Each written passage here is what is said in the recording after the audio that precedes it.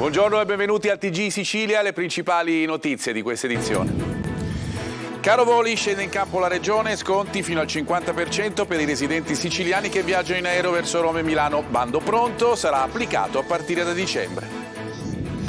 La tragica morte di Chiara, travolta e uccisa mentre attraversava la strada, ha scosso un'intera città, riaprendo la ferita sempre aperta della sicurezza stradale.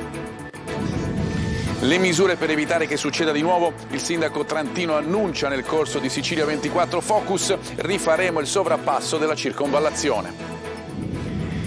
Tolleranza zero a Catania per chi abbandona rifiuti, 60 telecamere in funzione per scovare i fuorilegge, i titolari di aziende che lasciano spazzatura per strada rischiano l'arresto. Aumentano anche le castagne, oggi è San Martino, ma quest'anno pure le caldarosse sono più care, raggiungono il prezzo di 15 euro al chilo. Calcio, Lucarelli e Catania trattano per trovare l'accordo, il tecnico ha scelto la piazza Etnea, ma il nodo è la durata, si ragiona su un contratto fino al 2026 senza clausole.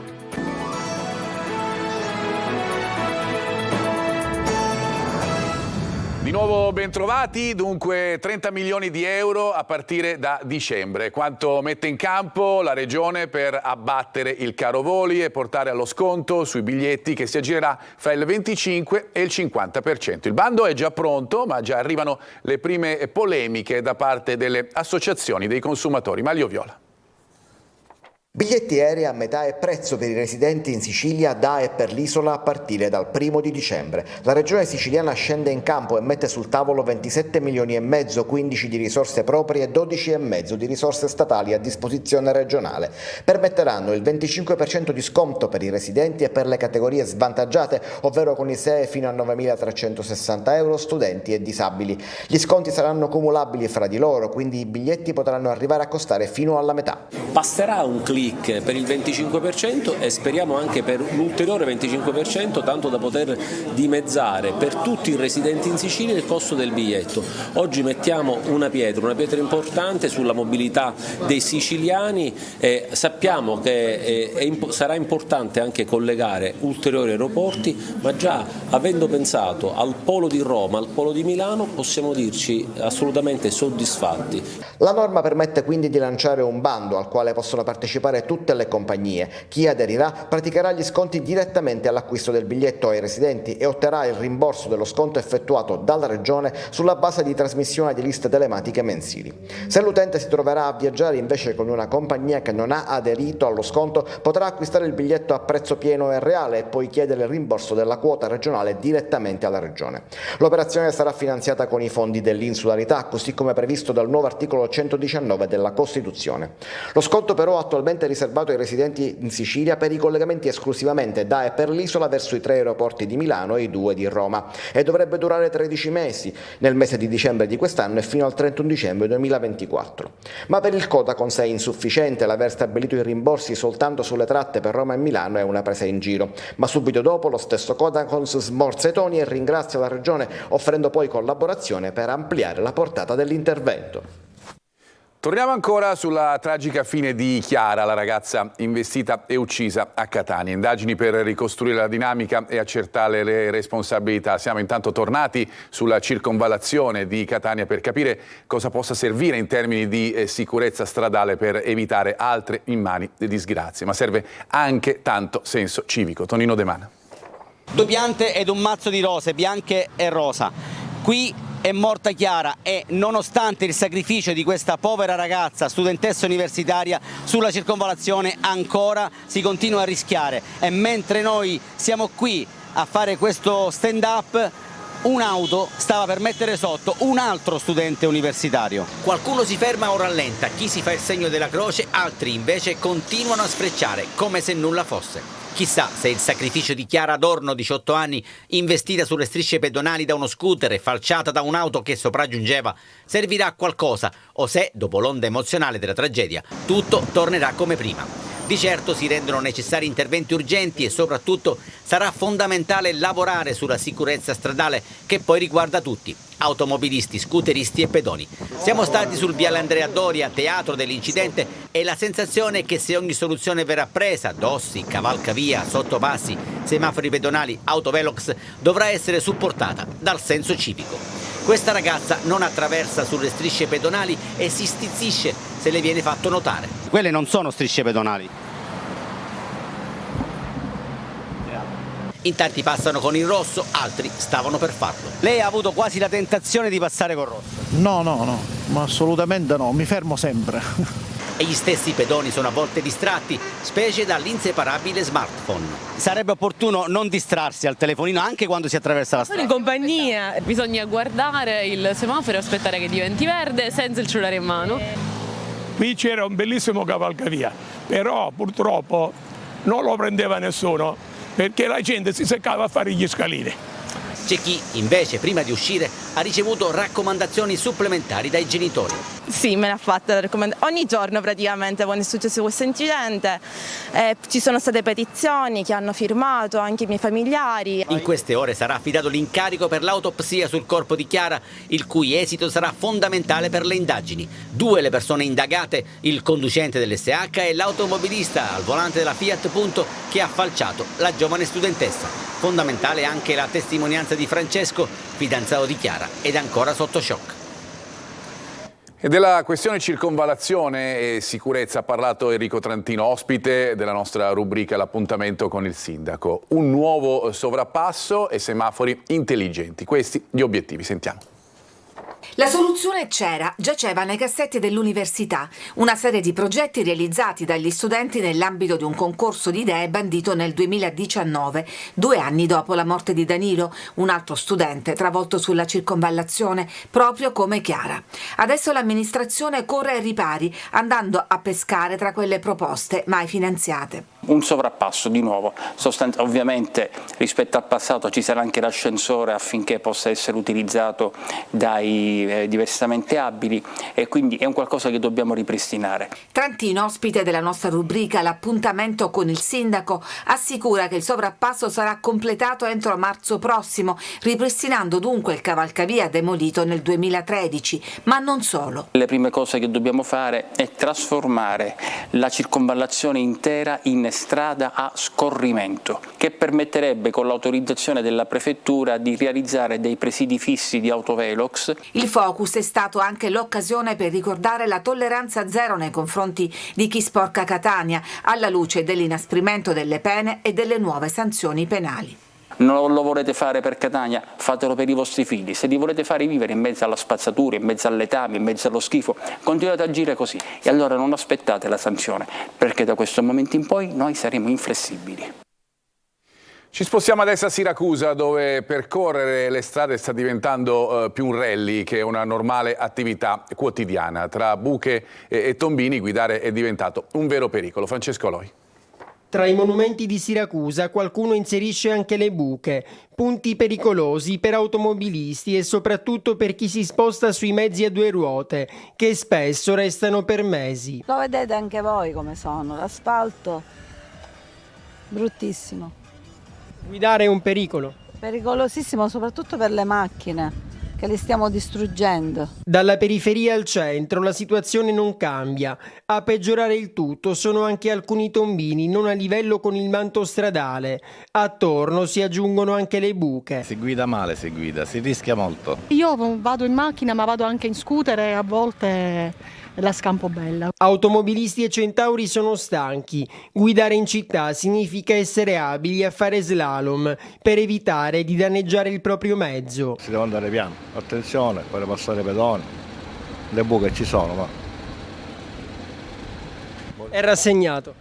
Un po' sì. Le buche ci sono, io ne ho pagato il caro prezzo perché ho aggiustato la macchina, dei semiblocchi, insomma ha fatto del danno nelle mie macchine. Questo è il centralissimo Corso Umberto. I mattoni dissestati ormai fanno parte delle caratteristiche della strada. Sono così da anni. Tutto sconnesso con buche,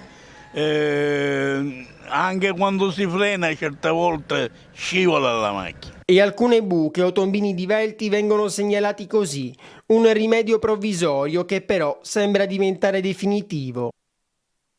E nel nostro viaggio fra le difficoltà delle strade siciliane, eccoci a Palermo. Torna il caos sul Ponte Corleone, un nuovo cambio di senso di marcia ha provocato file interminabili. Marco Gulla.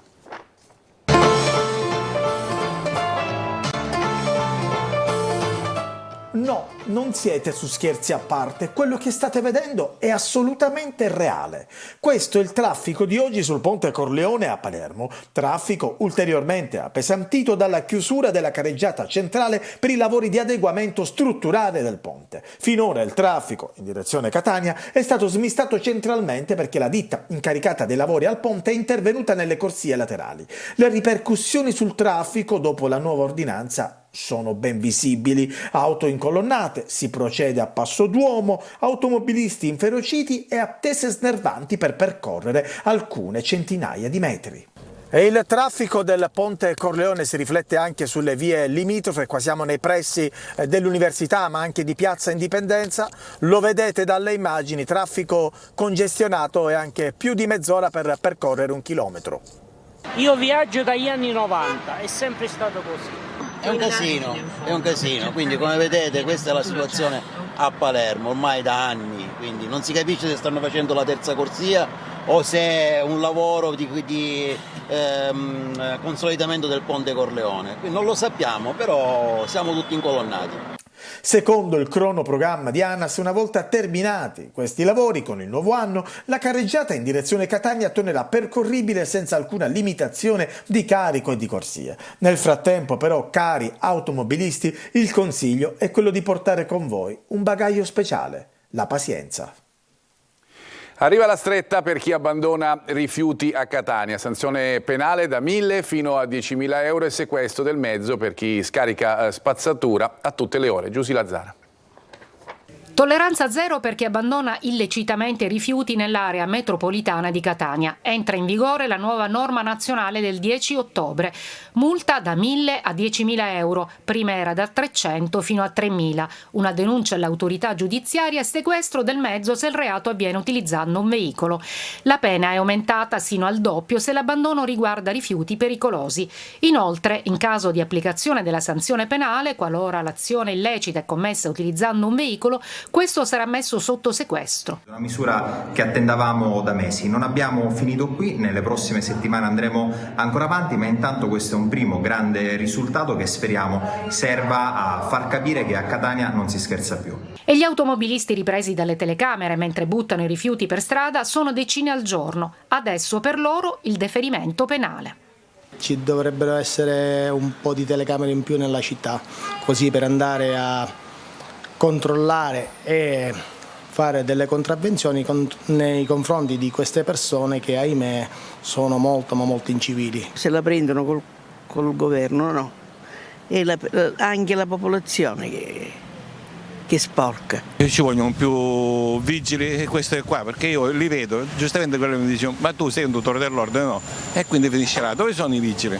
Dove sono le forze dell'ordine? Certo che queste misure serviranno, anzi ci devono essere queste misure.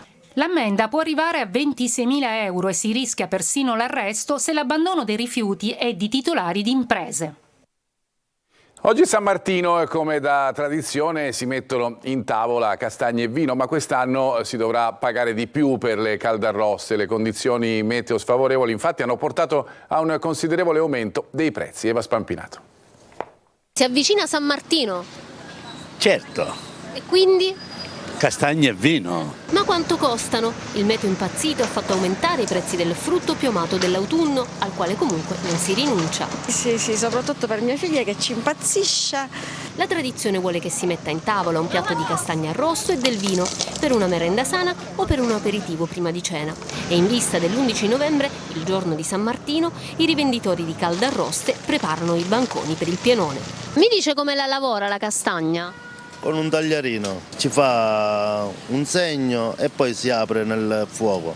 È una cottura un po' particolare, per non bruciarsi la castagna si fa il doppio cestello, si mette sopra il cestello e si cucina lento così, non brucia la castagna. Quest'anno diciamo che è un anno molto delicato, perché con questo caldo e manca la pioggia, c'è caldo e c'è molta castagna rovinata.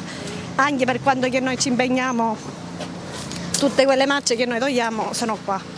E per spiegare alla clientela il motivo dell'aumento dei prezzi, questi rivenditori hanno esposto un volantino molto dettagliato in cui si parla delle condizioni avverse meteorologiche in Sicilia, ma non solo, ma anche della ridotta produzione, addirittura del 70% in meno di castagne. A volte è anche difficoltoso a dire che noi purtroppo la stiamo vendendo a 15 euro, perché ovviamente dal mercato sta uscendo troppo cara e poi fra quella che togliamo. Insomma, le castagne sono sempre più salate in tutti i sensi, ma come si fa a rinunciarvi? Lei non ha resistito, doveva mangiarne una subito. Andiamo a Gela adesso. 2 aziende sono state confiscate dalla DIA per 2 milioni di euro. Il proprietario in passato era stato condannato per mafia, estorsioni e usura. Gela Italia.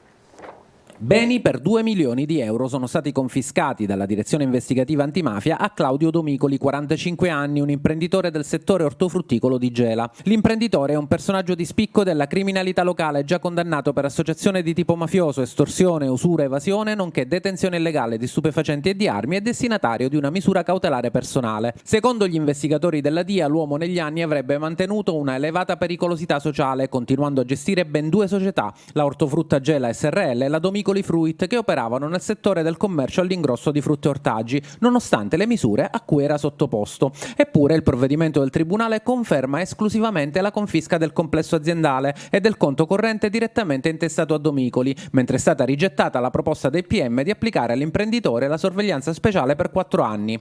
Il provvedimento di confisca arriva a distanza di 1 anno e mezzo dal sequestro dell'intero capitale sociale del complesso aziendale dei beni delle 2 società. Con lo stesso provvedimento vennero sequestrati anche 2 motocicli ed alcuni rapporti bancari direttamente intestati all'imprenditore e ai suoi familiari, oggi dissequestrati. Adesso ci fermiamo, fra poco la questione allenatore in casa Catania, vi aspettiamo.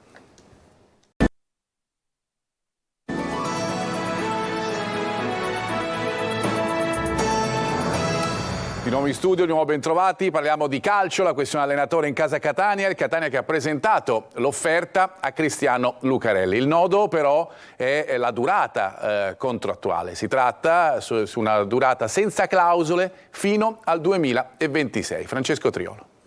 Il Catania ha scelto è Cristiano Lucarelli, l'allenatore a cui Grella vorrebbe affidare la guida della squadra rossaazzurra dopo l'esonero di Luca Tabbiani. L'offerta c'è, è stata presentata ufficialmente al tecnico e va anche nella direzione che chiedeva lo stesso Lucarelli. Non 2 anni di contratto, visto che comunque l'allenatore è legato sino al 2025 alla Ternana, ma 3 sino a giugno 2026, perché c'è da costruire un progetto con basi solide che abbia anche un obiettivo nel breve medio periodo.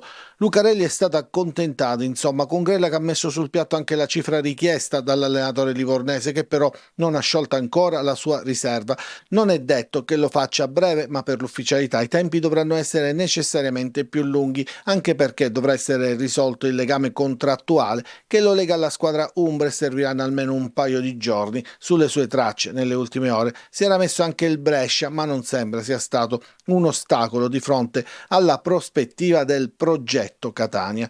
In attesa di Lucarelli intanto occorrerà pensare anche al campo. In panchina domenica pomeriggio a Cerignola a questo punto sembra scontato debba sedersi nuovamente Michele Zeoli, che ha guidato la squadra mercoledì sera al Massimino nella vittoriosa partita di Coppa contro il Picerno. Sono stato chiaro con i ragazzi, ho parlato prima in Coppa Italia di un punto di partenza, adesso ho chiesto loro la conferma di ripartire, il presente è questo e dobbiamo affrontarlo di petto, andando lì e portando a casa punti.